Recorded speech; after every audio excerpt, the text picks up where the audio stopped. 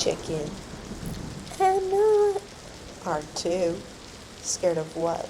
Some darkness and some loud noise. It's not true.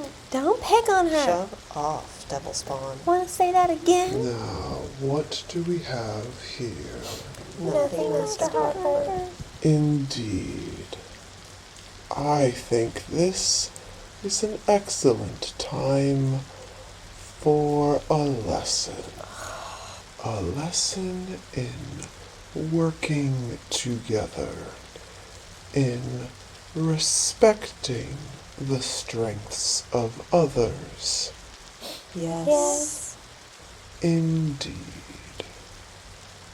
In the beginning, there was nothing.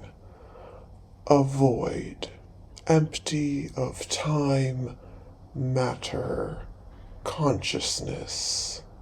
And from the cradle of infinity, 5 beings of incredible power looked in. These gods found solace in the emptiness and bathed in the infinite quiet for millennia.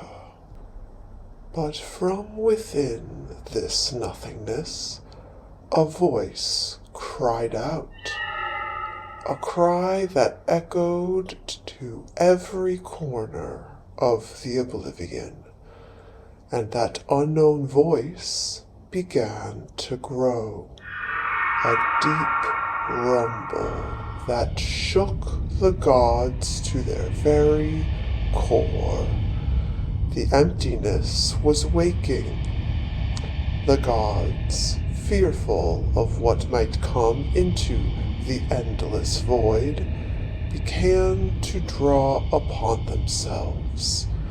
Famir, the oldest of the gods, harnessed the power of light to drive back the darkness and light the way for the other gods. Fenra forged her mighty shield and spear, vowing to serve as the gods' just protector. Atir quietly observed the waking voices and vowed to discover their origins and a way to destroy them. Laurus concentrated his fears, his hopes, his power, and condensed them into 8 pillars of magic to hold back the darkness. Hilduria reached into her own essence, and from her heart created life. And it was this life that was most repellent to the cries of the void. Seeing the strength of their power combined, Famir collected her strength and created a world for all their power to reside, a barrier against the dark, a seal protecting their domain from the void beyond. For this new world, Famir created the moon and the sun and the stars to give light to the other gods' work. Now filled with light, Fenra created Kaldor and the dwarves that would occupy the lands, imbuing them with her skills of forge and her thirst for justice.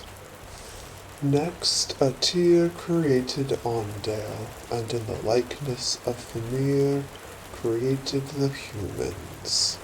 He nurtured and taught them, instilling within them his passion for knowledge, curiosity, and innovation.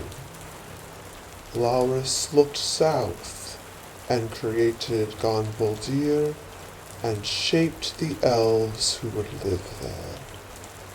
And within the elves, he imbued an affinity for his power, magic, which would flow through them, allowing them the ability to cast magic themselves.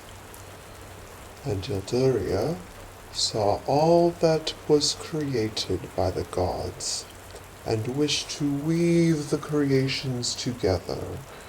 She touched each of the lands with her gift, and from the dirt great forests erupted and filled with wildlife.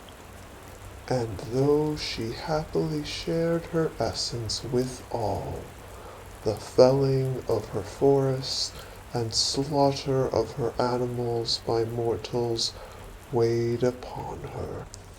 So from the depths of the ocean she raised a new land, the Freywood, where nature would live in harmony, untouched by dwarves, men, and elves.